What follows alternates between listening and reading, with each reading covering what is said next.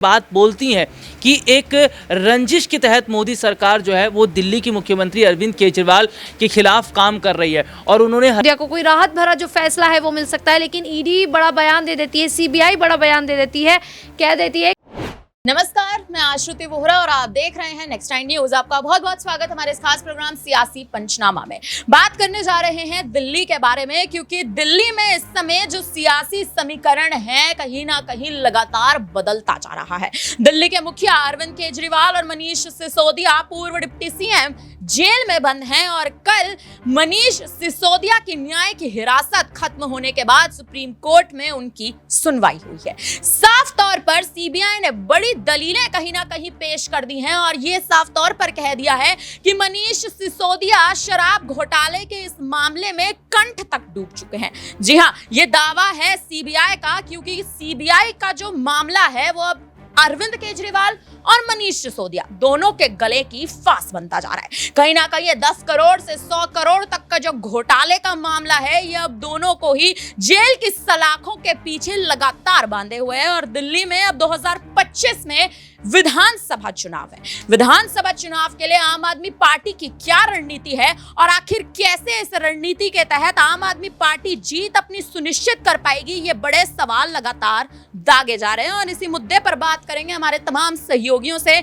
मनीष के पास चलेंगे। मनीष, क्या स्थिति देख रहे हैं? मनीष सिसोदिया की अगर आप बात करें तो कहीं ना कहीं उनकी जो न्यायिक हिरासत है वो भले ही कल खत्म हो चुकी हो, लेकिन एक बार फिर उनकी न्यायिक हिरासत को बढ़ा दिया गया है। अगले सोमवार तक, आपको बता दें दर्शकों, अगले सोमवार तक वो फिर से जेल में ही बंद रहेंगे और सुप्रीम कोर्ट में एक बार फिर से उनकी सुनवाई होगी। क्या स्थिति देख रहे हैं आप इस समय? जी देखिए, बिल्कुल यहाँ स्थिति आम आदमी पार्टी के लिए बहुत ही ज़्यादा सोचनीय है, क्योंकि देखा जा रहा है जिस तरीके से आम आदमी पार्टी के तमाम बड़े चेहरे, चाहे मनीष सिसोदिया हों, आम आदमी पार्टी के संयोजक अरविंद केजरीवाल हों, दोनों पे ही सीबीआई और ईडी के मामले चल रहे हैं और लंबे अरसे से कार्रवाई चल रही है। मनीष सिसोदिया तो 16 से 17 महीने हो गए लगभग उनको जेल की सलाखों के पीछे। और देखा जा रहा है शराब नीति घोटाले में जिस तरीके से सीबीआई और ईडी सबूत और गवाह पेश करती हुई नजर आ रही है, तो मुश्किल यहाँ पर ये हो गई है कि आम आदमी पार्टी के लिए आने वाला जो विधानसभा चुनाव है उसकी तैयारियों में यहाँ पे थोड़ी सी कमी जो देखी जा रही है वो कहीं ना कहीं आम आदमी पार्टी को विधानसभा चुनाव में पछाड़ती हुई नजर आ सकती है। अब ऐसे में देखना वाकई दिलचस्प होगा। जिस तरीके से आपने बताया कि यहाँ पर मनीष सिसोदिया की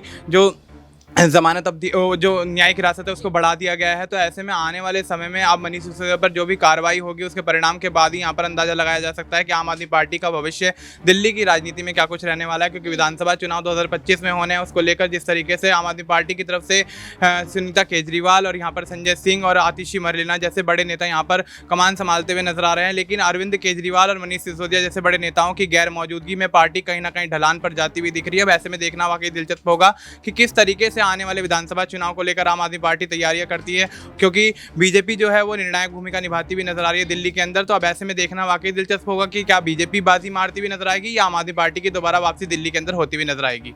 बिल्कुल, कहीं ना कहीं क्या आम आदमी पार्टी की वापसी दिल्ली में होती नजर आएगी? भारतीय जनता पार्टी क्या इसका फायदा उठाएगी? शालिनी से बात करेंगे। शालिनी, क्या स्थिति देख रही है? देखिए, मनीष सिसोदिया की न्यायिक हिरासत को अगले सोमवार तक बढ़ा दिया गया है और आप देखिए अभी अरविंद केजरीवाल की भी बारी आने वाली है। 8 अगस्त की तारीख है। केजरीवाल का मामला कैसे घूमेगा ये भी बहुत बड़ा सवाल है। क्या स्थिति देख रही है इस समय दिल्ली में? दिल्ली की अभी स्थिति यही कह सकते हैं आश्रुति, जिस तरीके से अभी कल ये कयास लगाए जा रहे थे, जब सुनवाई चल रही थी तभी देखा जा रहा था कि शायद आज के दिन सिसोदिया को कोई खुशखबरी मिल सकती है, मनीष सिसोदिया को कोई राहत भरा जो फैसला है वो मिल सकता है। लेकिन ईडी बड़ा बयान दे देती है, सीबीआई बड़ा बयान दे देती है, कह देती है कि शराब घोटाले में आप कंठ तक डूबे हुए हैं। आप ये देख सकते हैं कि किस तरीके से सीबीआई जो है वो आरोप लगाती हुई नजर आई। वहीं अभिषेक मनु सिंघवी की अगर बात की जाए तो वो भी दलीलें पेश कर रहे हैं। वो कह रहे हैं कि मनीष सिसोदिया जो है वो 17 महीनों से जेल में बंद है और उन्हें राहत नहीं मिल रही है। सीबीआई की ओर से यही कहा जा रहा है कि मामला बस खत्म ही होने वाला है, लेकिन अभी तक तो कुछ शुरू भी नहीं हुआ है। तो आखिरकार केवल शक के बिहाफ पर मनीष सिसोदिया को जेल में डाले रखना ये कहाँ का न्याय है? इस तरीके से यहाँ पर जो अभिषेक मनु सिंघवी है वो आवाज उठाते हुए नजर आए। वहीं अगर दिल्ली के सीएम अरविंद केजरीवाल की बात की जाए तो वो भी इसी बात की चिंता में है कि जिस तरीके से जो सीबीआई है वो सिसोदिया को लेकर इस तरीके से बयान दे रही है, तो जब उनकी सुनवाई होगी तो सीबीआई क्या करेगी, क्योंकि पहले ही वो अरविंद केजरीवाल को लेकर अपनी चार्जशीट दाखिल कर चुकी है। ऐसे में 8 अगस्त को जब सुनवाई होगी सीएम केजरीवाल को लेकर तो क्या फैसला आएगा।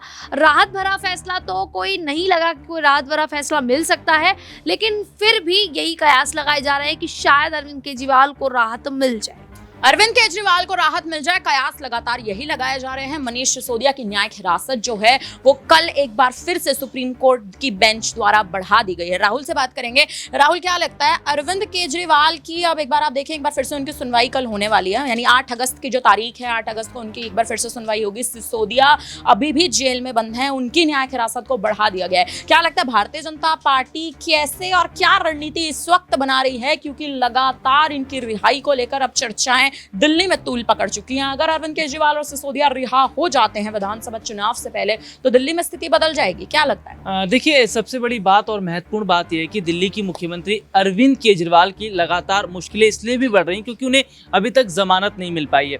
और सबसे बड़ी बात यह है कि उनकी पत्नी सुनीता केजरीवाल, जिन्होंने जिम्मेदारियों को संभाल लिया है, हरियाणा में विधानसभा चुनाव होने वाले हैं, चुनाव से पहले हरियाणा में एक बड़ी रैली सुनीता केजरीवाल करती तो हैं, लेकिन ये भी देखा जाता है कि रैली में वो सीधे सीधे तौर पर ये बात बोलती हैं कि एक रंजिश के तहत मोदी सरकार जो है वो दिल्ली की मुख्यमंत्री अरविंद केजरीवाल के खिलाफ काम कर रही है। और उन्होंने हरियाणा की जनता से ये खास तौर पर अपील भी की है कि हरियाणा की जनता जब वोट दे, जब वो बटन दबाए, तो इस बात का ध्यान रखें कि ऐसी सरकार को ना चुना जाए जो सरकार तानाशाही की नीतियों को अपनाता है। देखिए, दिल्ली में अगर हम बात करें, पहले के स्कूलों की बात कर लें या स्वास्थ्य लेवल की बात कर लें, जिस तरीके से दिल्ली की जनता खुद ये कहती है कि आज के आप सरकारी स्कूलों को देख लीजिए, पहले के सरकारी स्कूलों को देख लीजिए, कितना बड़ा फर्क देखने को मिला। मनीष सिसोदिया जब उनके पास शिक्षा मंत्री था तो किस तरीके से उन्होंने शिक्षा प्रणाली को बेहतर किया। तो ये देखा जा रहा है कि क्या मोदी सरकार ये नहीं चाहती कि दिल्ली की जनता का विकास हो, क्या दिल्ली के जो लोग हैं उनको अच्छी सुविधा मिल पाए। ये बात संजय सिंह समेत तमाम पार्टी के जितने भी बड़े नेता हैं, चाहे वो आतिशी मरलेना है या फिर अगर मैं बात करूं खुद अरविंद केजरीवाल की पत्नी है सुनीता केजरीवाल, तमाम इन बड़े बड़े नेताओं का यही कहना है कि दिल्ली के विकास को रोका जा रहा है। और सीधे तौर पर हम देख रहे हैं कि देखिए, दिल्ली राज्य नहीं है, केंद्र शासित प्रदेश है, तो ये हमेशा से मसला फंसता रहा है सेंट्रल का और दिल्ली के बीच में। एलजी कहते हैं कि इसमें गलती दिल्ली सरकार की है। दिल्ली सरकार कहती है कि हमें ऊपर से फंड नहीं आया। तो ये जो लड़ाई चल रही है केंद्र सरकार और दिल्ली सरकार के बीच में, इसमें जो जनता है वो आम जनता पिसती नजर आ रही है। लेकिन कहीं ना कहीं दिल्ली का जो विधानसभा चुनाव है वो बहुत महत्वपूर्ण जरूर देखने वाला होगा कि क्या अरविंद केजरीवाल ही होंगे मुख्यमंत्री चेहरा या फिर किसी और को अगर आम आदमी पार्टी मुख्यमंत्री चेहरे के लिए खड़ा कर देती है तो इसका दिल्ली की जनता पर कितना प्रभाव पड़ेगा और बीजेपी की तरफ से कौन होगा मुख्यमंत्री चेहरा। क्योंकि बीजेपी में भले ही हम देख रहे हैं कि लोकसभा सीटों के लिहाज से उन्होंने अच्छा जो है प्रदर्शन किया, लेकिन क्या वही जादू उनका विधानसभा में भी चल पाएगा, ये एक महत्वपूर्ण बात है। बिल्कुल, कहीं ना कहीं क्या भारतीय जनता पार्टी ने जिस हिसाब से लोकसभा चुनाव में बेहतर प्रदर्शन किया था, क्या वही बेहतर प्रदर्शन की उम्मीद विधानसभा चुनाव में भी लगाई जा रही है? लेकिन विधानसभा चुनाव में आखिर PM face Bharatiya Janata party की ओर से दिल्ली के चुनाव में कौन रहेगा, ये बड़ा सवाल है। और इस समय अरविंद केजरीवाल और मनीष सिसोदिया चर्चाओं में है, क्योंकि रिहाई होना इस समय दोनों ही मुख्य चेहरों की बेहद जरूरी है। फिलहाल अब इस पर आप क्या कहेंगे, आप हमें कमेंट करके जरूर बताइएगा। फिलहाल के लिए हमारी तरफ से इतना ही। बने रहे हमारे साथ, देखते रहिए नेक्स्ट टाइम न्यूज। धन्यवाद।